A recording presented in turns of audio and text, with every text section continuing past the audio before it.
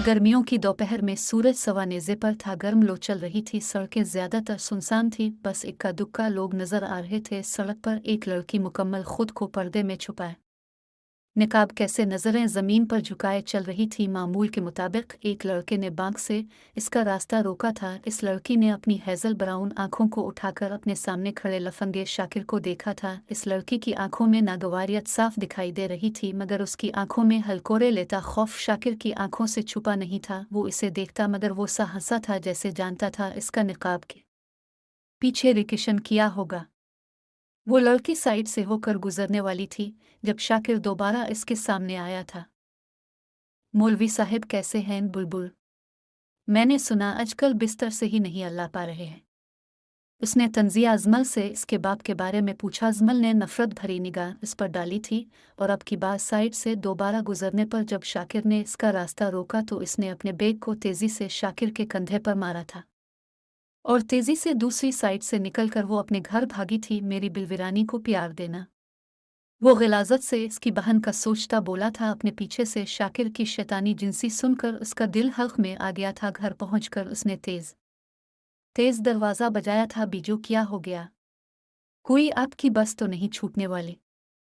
इसकी छोटी बहन ने हंसते हुए इससे कहा था, जिसके चेहरे पर हंसी का शुबा तक ना था। बिज जमल ने अपने सामने खड़ी अपनी 18 साला बहन जरिश को देखा था और दरवाज़ा तेजी से बंद करते उसे अपने सीने से लगाया था। कफ क्या वो पे फिर आया था बिज्जू?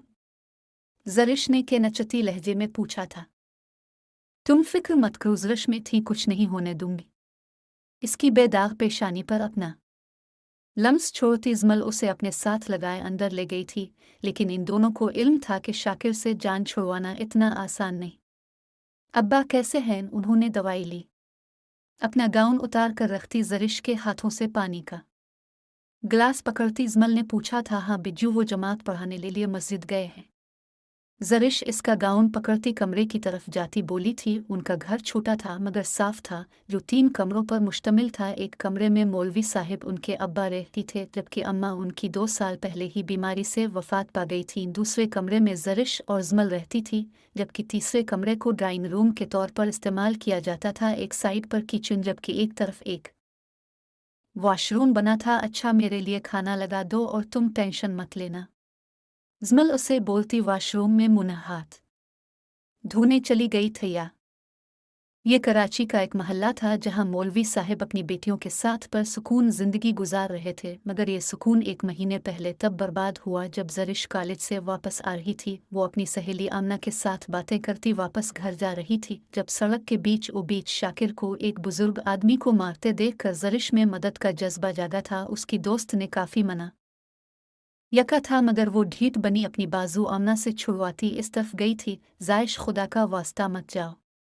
आमना ने इसे रोकने की आखिरी कोशिश की थी मगर वो इसे नज़रअंदाज करके लंबे लिए ढंग भरती उनके पास जा चुकी थी। अर्द गिर्द 1-2 लोग खड़े थे, वे भी शाकिर के ही चले थे।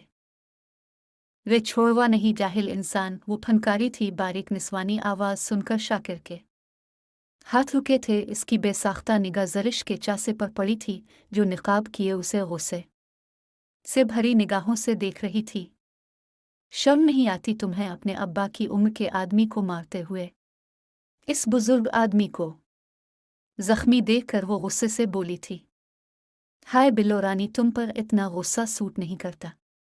वो एक भरपूर निगाह उसके वजूद पर डालता कमिंगी से हंसता बोला था। For full novel read, click www.boldnovels.com.